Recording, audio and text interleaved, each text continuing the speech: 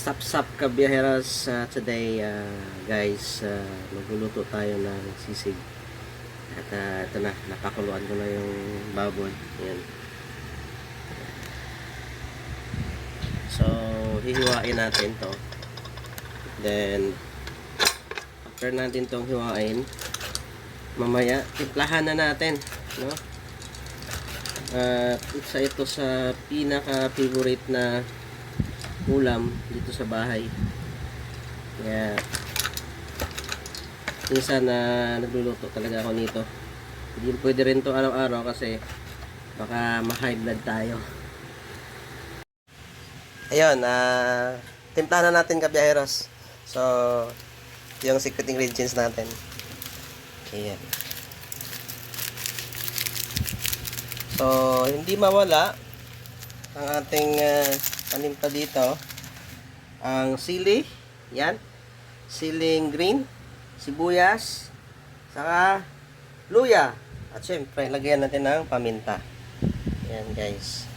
So ang ginagawa ko talaga na sisig ay tainga ng or maskara ng baboy para mas masarap. Yan. So titimplahin na natin. Yan. So, ilagay na natin tong sili na green. Tapos, sunod nito, sibuyas. Tapos, next, ay luya. Yan. Tapos, lagyan natin ng paminta. Yan, o. Hahaluin lang natin. So, yan kabiyaheros, inikos-mikos na natin para mas mahalo-halo na yung mga ingredients. Yan.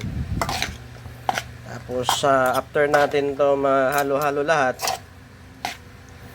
ay igigisa lang natin. So mas maganda nga pag meron tayong sizzling plate. So natutunan ko kasi ito dati sa aking trabaho, no?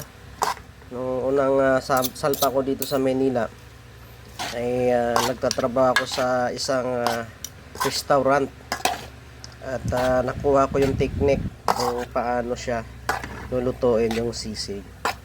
So napakasarap, isa to sa mga nagustuhan ng aking anakis sa pagluluto, no, dito sa sisig na ito. Ayan.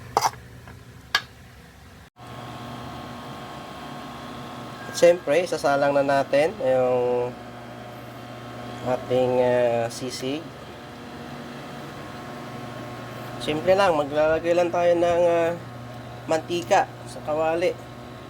Parang igigisa lang natin, no? Tapos, kapag mainit na yung mantika natin, o hindi na natin isa lang. So, isa sa pinakamadaling lutuin to sa bahay. Ayan. So, kapag mainit na yung mantika natin, ay ilalagay na natin yung ilalagay na natin yung sisig. Ayan guys.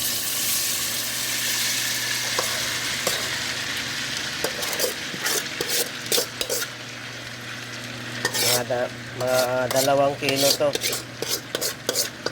nagbili kong sisig. Ayan.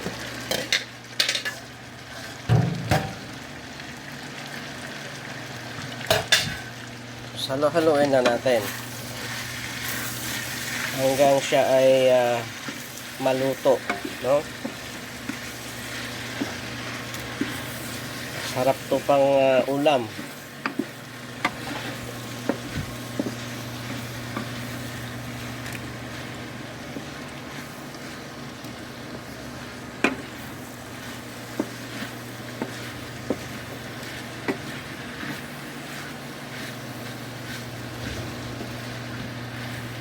So, haluin lang natin at isasalang lang natin to within 5 to 10 minutes. Ayan. Ayan na guys. Ayan na. Luto na yung ating sisig. At gutom na si Mrs.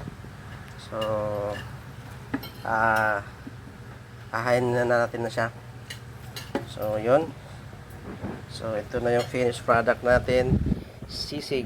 Ayan, nagutom tong aking partner. Kaya, nauna nang kumain.